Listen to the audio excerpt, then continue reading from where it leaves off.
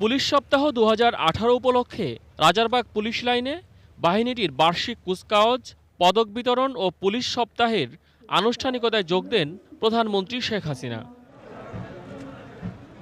শুরুতে সুসজ্জিত জিপে করে প্যারেড পরিদর্শন করেন প্রধানমন্ত্রী। পরে পুলিশের বিভিন্ন ইউনিটের সদস্যরা প্রধানমন্ত্রীকে রাষ্ট্রীয় সালাম জানায়। সশস্ত্র সালাম গ্রহণ শেষে সাহসিকতা ও সেবা ক্ষেত্রে বিশেষ অবদান রাখায় 182 পুলিশ সদস্যকে বাংলাদেশ পুলিশ পদক ও রাষ্ট্রপতি পুলিশ পদক প্রদান করেন প্রধানমন্ত্রী। জঙ্গিবাদ মোকাবেলায় ভূমিকা রাখায় এবার সর্বোচ্চ সংখ্যক সদস্যকে এ পদকে ভূষিত করা হলো।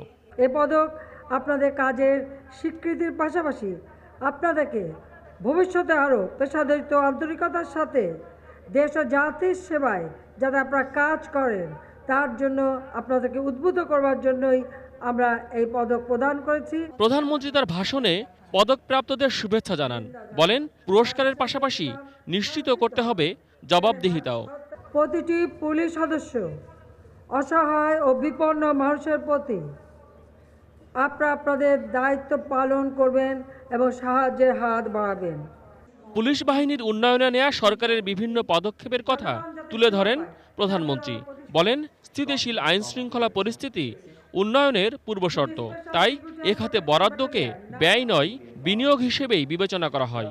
Transnational organized crime, money laundering, cyber crime এবং সমসাময়িক অন্যান্য অপরাধ নিয়ন্ত্রণেও পুলিশ সদস্যদের আরও প্রযুক্তিগত দক্ষতা অর্জন করতে হবে। জঙ্গিবাদ দমনে পুলিশের ভূমিকার প্রশংসা করেন প্রধানমন্ত্রী। বলেন, দেশের সংকটকালে পুলিশ সাহসিকতার সঙ্গে দায়িত্ব পালন করেছিল বলেই গণতান্ত্রিক ধারাবাহিকতা নিশ্চিত হয়েছে। এদেশের মাটিতে কোনো জঙ্গি, সন্ত্রাসী বা যুদ্ধাপরাধীদের স্থান হবে না। জনসম্পৃক্ততা থাকলেই এই জঙ্গিবাদ, সন্ত্রাসবাদ মুক্ত করা পুলিশের জন্য সহজ হবে, আমাদের জন্য সহজ হবে। বক্তব্য শেষে পুলিশের সমন্বিত চৌকস সদস্যরা মার্চ পাস্টের মাধ্যমে প্রধানমন্ত্রীকে অভিবাদন জানান। মহসিন কবির, এটিএন নিউজ, ঢাকা।